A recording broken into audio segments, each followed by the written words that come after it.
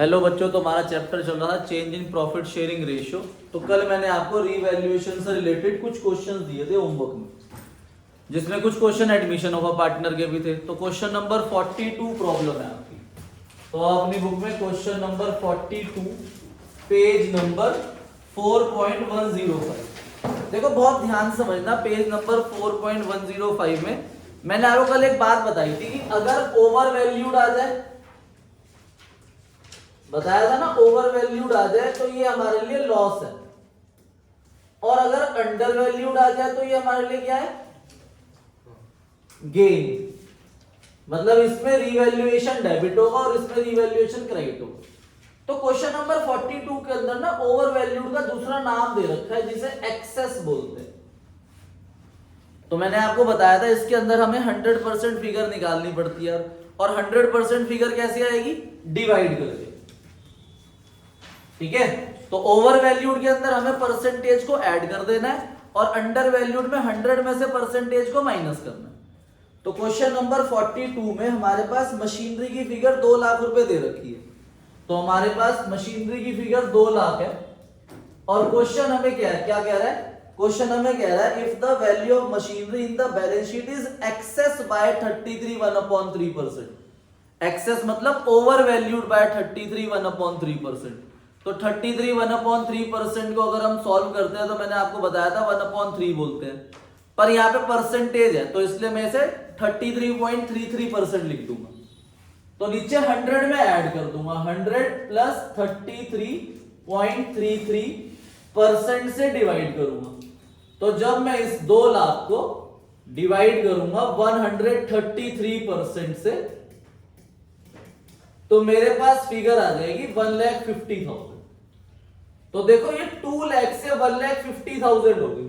तो value increase हुई decrease हुई, डिक्रीज हुई, तो हमें क्या हुआ, लॉस। तो लॉस में रिवैल्यूएशन अकाउंट क्या होता है, डेबिट होता है।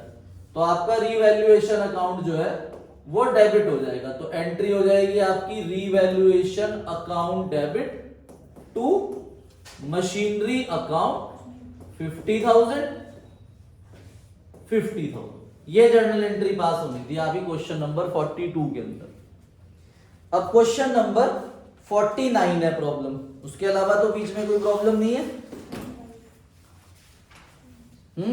नहीं, क्वेश्चन 45 आओ अपनी बुक में, क्वेश्चन नंबर 45 पे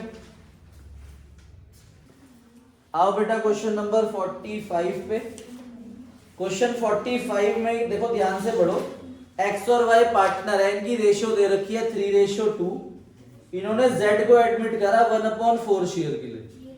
हमें इन्वेस्टमेंट 80,000 रुपए दे रखी है। ठीक है, हाफ ऑफ इन्वेस्टमेंट एक्स और वाई ले गए बुक वैल्यू पे। तो देखो पार्टनर टेक ओवर कर रहे हैं एसेट। तो कल ही बताया था अगर पार्टनर एसेट टेक ओवर करेंगे तो पार्टनर्स क्या होंगे, डेबिट होंगे। तो 80,000 का हाफ कितना होता है, 40,000। तो 40,000 को एक्स और वाई ने टेक ओवर कर लिया, तो एक्स और वाई क्या हो जाएंगे, डेबिट हो जाएंगे। Question number 45, X capital account debit, Y capital account debit to investment account. तो 40,000 की इन्वेस्टमेंट इन दोनों ने प्रॉफिट शेयरिंग रेशियो में ले ली। कल जो हमने क्वेश्चन आपको कराया था उसमें एसेट की वैल्यू इंक्रीज करके ले रहे थे, तो उसमें रिवैल्यूएशन का फायदा आ गया था। पर यहां पर एसेट की वैल्यू जितने की थी उतने में ही लेके जा रहे हैं। तो 40,000 को 3:2 में डिवाइड करेंगे तो कितना आएगा, 24,000 एंड 16,000। अब रिमेनिंग 40,000 की इन्वेस्टमेंट बची, अब उसकी वैल्यू इन्होंने 50,000 कर दी। तो अब हमें 10,000 का फायदा हुआ, और 10,000 का फायदा हुआ तो फायदे में रिवैल्यूएशन अकाउंट क्या होगा, क्रेडिट। तो दूसरी जर्नल एंट्री आपकी पास हो जाएगी, investment account debit to revaluation 10,000 से। ठीक है, investment account debit to revaluation account 10,000। और ये 10,000 का जो हमारे पास रिवैल्यूएशन का प्रॉफिट आया, ये हम पार्टनर्स में ओल्ड रेशियो में डिस्ट्रीब्यूट कर देंगे। तो एक एंट्री और पास होगी, revaluation account debit to X capital to Y capital 10,000 को हम 3:2 में डिवाइड कर देंगे, मतलब 6,000 एंड 4,000। ठीक है, अब आपकी प्रॉब्लम है क्वेश्चन नंबर 49। देखो क्वेश्चन 49 से पहले मैं आपको क्वेश्चन नंबर 47 समझा रहा हूं। तो क्वेश्चन 47 मैं समझाऊंगा, 49 आप अपने आप खुद ही कर लोगे। ठीक है, तो क्वेश्चन नंबर 47 में ध्यान से देखो, हमें 3 चीजें दे रखी है। डेटर्स दे रखे हैं हमारे पास 76,000 के डेटर्स है, 76,000 के डेटर्स दे रखे हैं, और प्रोविजन हमारे पास दे रखा है 8,000 रुपीज। प्रोविजन डेटर में से माइनस होता है तो 68,000 रुपीज आ गई। ठीक है, तो ध्यान समझो बेटा, इसको बहुत इंपॉर्टेंट पॉइंट है ये। डेटर्स हमारे पास है क्वेश्चन के अंदर 76,000, प्रोविजन है 8,000 रुपीज, तो बाहर हमारे पास डेटर 68,000 रुपीज आ गए। तो रीवैल्यूएशन में इसकी 3 जर्नल एंट्री पास होगी। ठीक है, पर रीवैल्यूएशन में सिर्फ वही पॉइंट जाएगा जिसमें हमें प्रॉफिट हो रहा है या लॉस हो रहा है। अब हमारे पास 76,000 के डेटर्स है और 8,000 का प्रोविजन है, तो 8,000 का प्रोविजन है मतलब कि हमारा 8,000 का अगर लॉस हो भी गया तो तब भी हमें कोई एक्चुअल में लॉस नहीं। अब क्वेश्चन में आगे लिखा है कि 6,000 के डेटर्स प्रूव बैड हो गए, मतलब 6,000 मर गए। मेरे को उम्मीद थी 8,000 की मरने की, पर मरे सिर्फ 6,000 रुपीज। तो 11th में हमने जर्नल एंट्री सीखी हुई है, अगर हमारे डेटर मर जाते हैं तो एंट्री क्या होती है? Bad debts account debit to debtors account. ये हमारी पहली जर्नल एंट्री पास होगी 6,000 रुपीज। अब हमें याद आएगा कि हमने इसके लिए प्रोविजन बना रखा है कितना? 8,000 रुपीज। तो अब हम इस बैड डेट्स को प्रोविजन से कवर करेंगे। तो दूसरी जर्नल एंट्री होगी provision for doubtful debts account debit to bad debts. तो हमने प्रोविजन से कवर कर लिया 6,000। ठीक है भाई, 2 जर्नल एंट्री पास हुई। दूसरी एंट्री इसलिए हुई क्योंकि प्रोविजन था, अगर प्रोविजन ना होता तो सिर्फ ये एक ही एंट्री पास होती। अब देखो ध्यान से, 76,000 के डेटर्स थे, उसमें से 6,000 डेटर मर गए, तो मेरे पास डेटर 70,000 के रह गए, और मैंने इस 8,000 में से 6,000 प्रोविजन कवर कर लिया, तो मेरे पास सिर्फ प्रोविजन रह गया 2,000। तो 2,000 रुपीज मेरे पास प्रोविजन है। देखो आज भी माइनस करके 68,000 ही आ रहा है, इसलिए मुझे कोई लॉस नहीं हुआ। पर क्वेश्चन में आगे कह रहे हैं कि हमें 5% प्रोविजन आगे क्रिएट करना है। तो जो प्रोविजन क्रिएट होता है वो डेटर्स पे होता है, फाइनल डेटर्स पे। इस पे 70,000 का हम 5% प्रोविजन बनाएंगे तो वो 3,500 आएगा। अब मेरा प्रोविजन 2,000 से 3,500 रुपीज इंक्रीज हो गया, और लाइबिलिटी इंक्रीज होती है तो मुझे क्या होता है? लॉस, और लॉस में रीवैल्यूएशन अकाउंट क्या होगा? डेबिट होगा। तो revaluation account debit to provision for doubtful debts आपकी 1,500 से जर्नल एंट्री पास होगी। ठीक है भाई, अगर हम आगे प्रोविजन बनाते हैं और वो प्रोविजन सिर्फ मान लो 1,000 रुपीज आता, तो 2,000 से 1,000 हो जाता, तो हमें क्या होता? फायदा। फायदे में रिवैल्यूएशन क्रेडिट में आ जाता। ठीक है, दोबारा समझो क्वेश्चन नंबर 12। अब क्वेश्चन नंबर जो 12 है, सॉरी 12 कह रहा हूं, क्वेश्चन नंबर 49। अब क्वेश्चन नंबर 49 के अंदर देखो डेटर्स आपको बैलेंस शीट के अंदर दे रखे हैं कितने? 1,50,000 रुपए डेटर्स, और उसमें से लेस हो रखा है आपका प्रोविजन कितना? 15,000। तो हमारे पास 1,35,000 के डेटर लेस प्रोविजन करने के बाद है। अब क्वेश्चन में नीचे क्या लिखा है कि हमारे 12,000 के डेटर्स इररिकवरेबल है, मतलब वो 12,000 हमारे बैड डेट्स हो गए। हमें कितने की उम्मीद थी? 15 की, पर मरे कितने? 12,000। तो हमें कोई लॉस नहीं हुआ। तो आप पहली एंट्री क्या करोगे? Bad debts account debit to debtors account. Amount आ जाएगा आपका 12,000। फिर हम इस बैड डेट्स को कवर करेंगे प्रोविजन से। तो सेकंड एंट्री हो जाएगी आपकी provision for doubtful debts account debit to bad डेब्ट 12,000 12,000। ठीक है, अब हमारे पास 15,000 में से 12,000 डेटर्स बैड हो गए, तो मेरे पास इस समय डेटर्स 138 के और प्रोविजन भी 12,000 कवर हो गया, तो मेरे पास प्रोविजन 3,000 है। तो आज भी 1,35,000 रुपीज है, तो हमें कोई लॉस नहीं हुआ अभी तक। देखो 135, यहां भी 135। अब इन्होंने आगे क्या लिखा है देखो, जो मैंने क्वेश्चन नंबर 46 कराया था, 46 कह रहा हूं सॉरी 47 कराया था, उसके अंदर जो प्रोविजन था उसका परसेंटेज दे रखा था कि हमें आगे 5% प्रोविजन क्रिएट करना है। इस क्वेश्चन के अंदर लास्ट में लिखा है कि हमें प्रोविजन उतना ही क्रिएट करना है जो करंट रेट पे अभी है।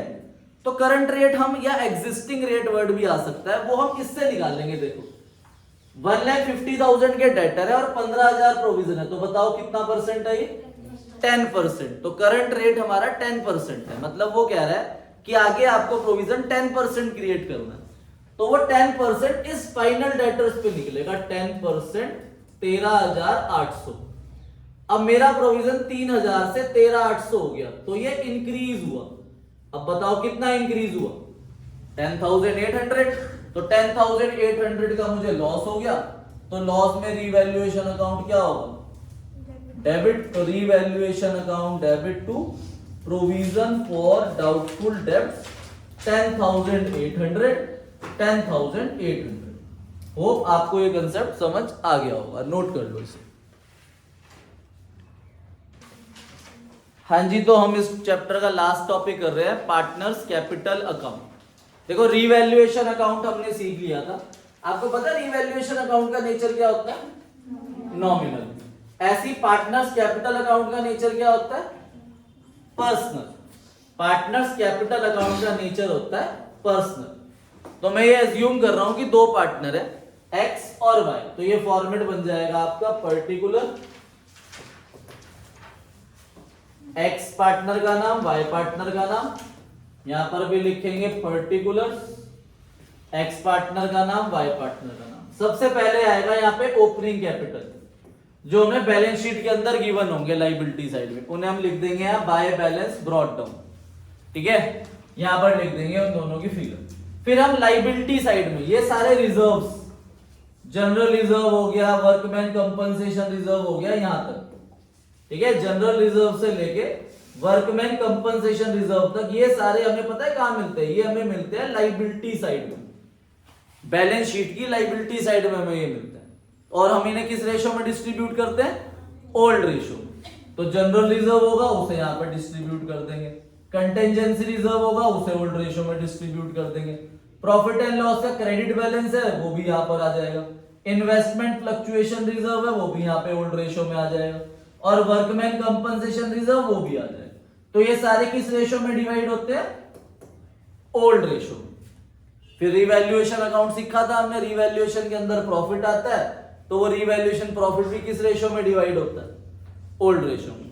तो ये सारी चीजें क्रेडिट में आ जाएंगी। बताया भी था आपको रिजर्व्स और प्रॉफिट्स पार्टनर में डिस्ट्रीब्यूट होते हैं, तो पार्टनर्स क्या होते हैं, क्रेडिट, तो इसलिए क्रेडिट साइड में लिखा। और लॉसेस पार्टनर से लिए जाते हैं, तो पार्टनर्स क्या होते हैं, डेबिट। तो इधर लॉसेस आएंगे, goodwill appeared in balance sheet, या फिर पीएल का डेबिट बैलेंस, या एडवर्टीजमेंट सस्पेंस, या डेफर्ड रेवेन्यू एक्सपेंडिचर, ये हमें बैलेंस शीट में एसेट साइड में गिवन होते हैं। ये भी किस रेशो में डिस्ट्रीब्यूट होंगे, ओल्ड रेशो में, रिटर्न ऑफ होंगे। फिर अगर रिवैल्यूएशन के अंदर लॉस आ गया तो वो यहां पर आ जाएगा।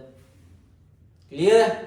फिर हमने इस चैप्टर के अंदर गुडविल वैल्यूड का ट्रीटमेंट सीखा था। क्या ट्रीटमेंट होता है गुडविल वैल्यूड का, गेनिंग टू सैक्रिफाइस। तो मैंने एज्यूम करा कि हमारे पास जो पार्टनर गेन कर रहा है वो गेन कर रहा है कौन, वाई, और सैक्रिफाइस कौन कर रहा है, एक्स। तो ये एंट्री बनी आपकी गेनिंग टू सैक्रिफाइस की।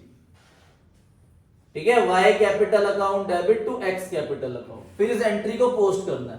वाई कैपिटल अकाउंट क्या हो रहा है, डेबिट हो रहा है, तो वाई को हम डेबिट कर देंगे टू एक्स कैपिटल के नाम से।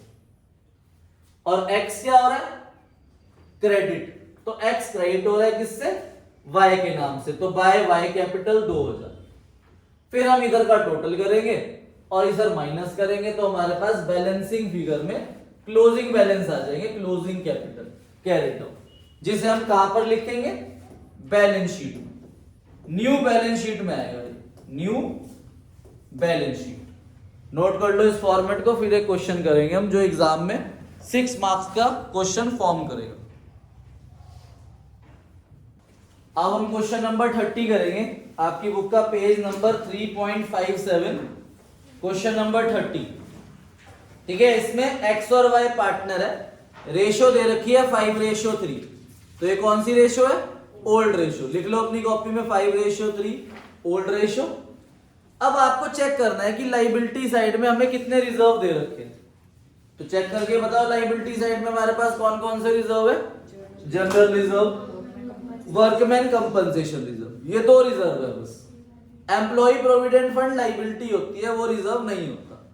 अब एसेट साइड में देखो, एसेट साइड में हमारे पास लॉसेस दे रखे हैं, देखो लॉसेस में हमारे पास गुडविल भी दे रखा है, अपीयर्ड इन बैलेंस शीट, और एडवर्टीजमेंट सस्पेंस अकाउंट भी दे रखा है, तो ये 2 लॉसेस है हमारे, तो ये इधर आ जाएंगे, और जनरल रिजर्व और वर्कमैन कंपनसेशन रिजर्व इधर आ जाएगा, और कैपिटल दे रखे ओपनिंग एक्स और वाई का, वो इधर आ जाएंगे। अब नीचे पढ़ो ध्यान से, on the above date they decide to share future profit and losses 3:5।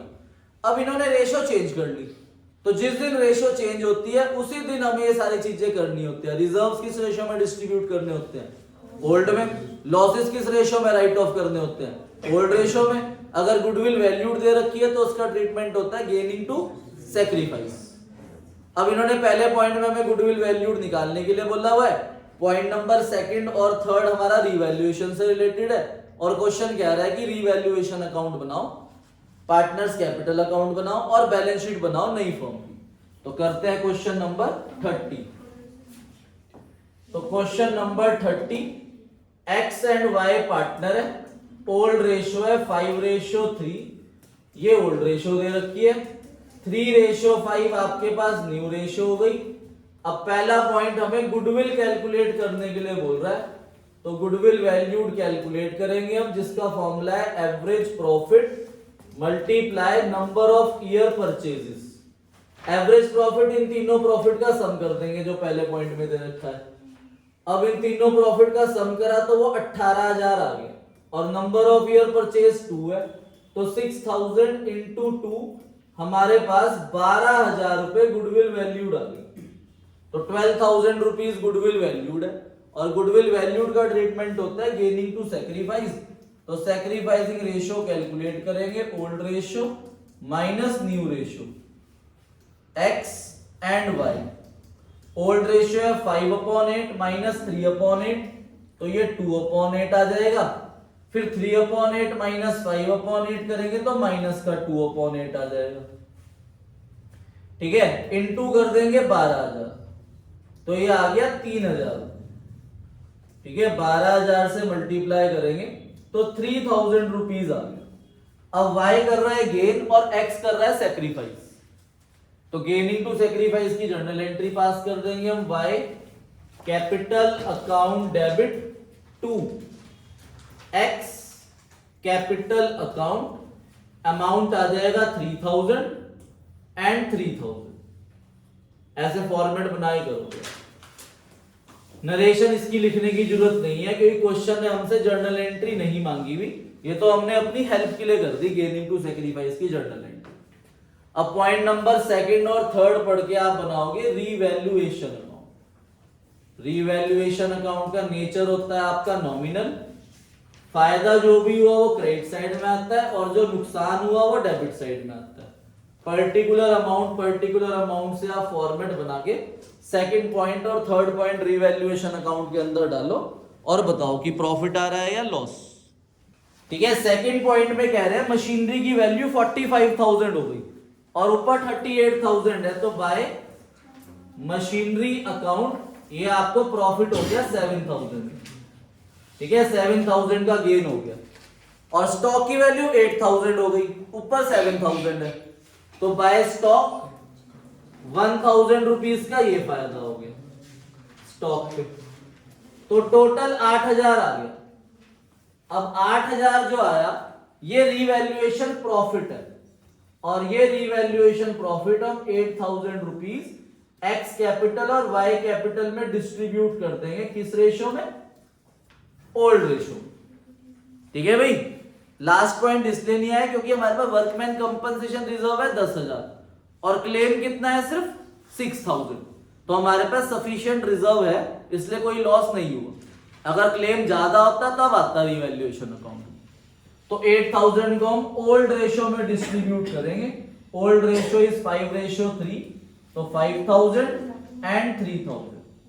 अब दोनों तरफ टोटल कर देंगे 8,000 8,000। ठीक है। अब पार्टनर कैपिटल अकाउंट का फॉर्मेट बनाएंगे। तो पार्टनर कैपिटल अकाउंट का फॉर्मेट बनाओ। दो पार्टनर है,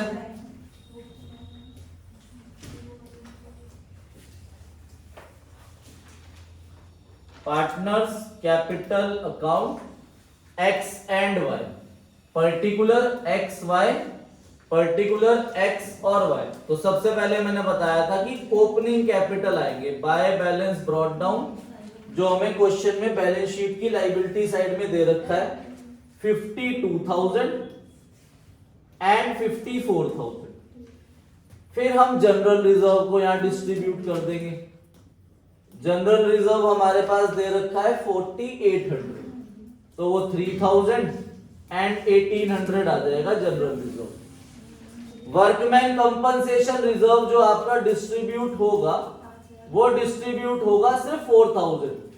10,000 में से हम 6,000 रुपए क्लेम माइनस करेंगे, तो 4,000 रुपीज डिस्ट्रीब्यूट होगा आपका वर्कमैन कंपनसेशन रिजर्व।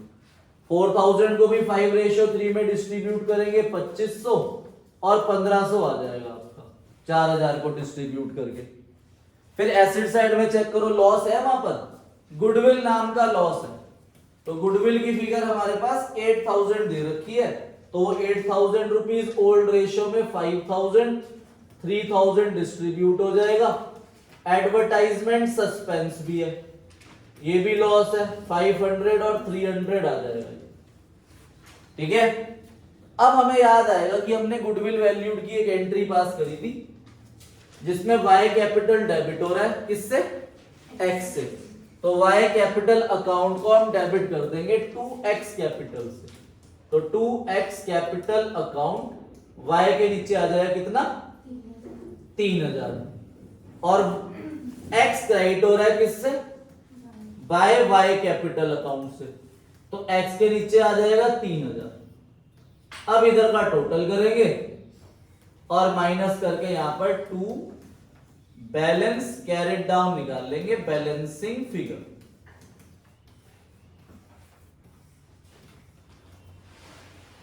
तो इधर का टोटल करेंगे 52 प्लस 3 55, 55 और 3 नहीं कुछ रह गया,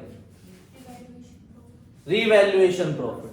रिवैल्यूएशन का प्रॉफिट लिखना रह गया यहां, तो यहां पर रिवैल्यूएशन प्रॉफिट भी आएगा। तो बाय रिवैल्यूएशन प्रॉफिट 5,000 एंड 3,000, तो इधर का सम आएगा आपका 65,500 और 60,300। अब 65,500 में से 5,500 माइनस करेंगे तो ये आ जाएगा 60,000, और 60,300 में 60,300 माइनस करेंगे तो ये आ जाएगा 54,000। और दोनों तरफ टोटल कर देंगे 65,500 एंड 60,300। ठीक है भाई। फिर हमें बनानी है बैलेंस शीट।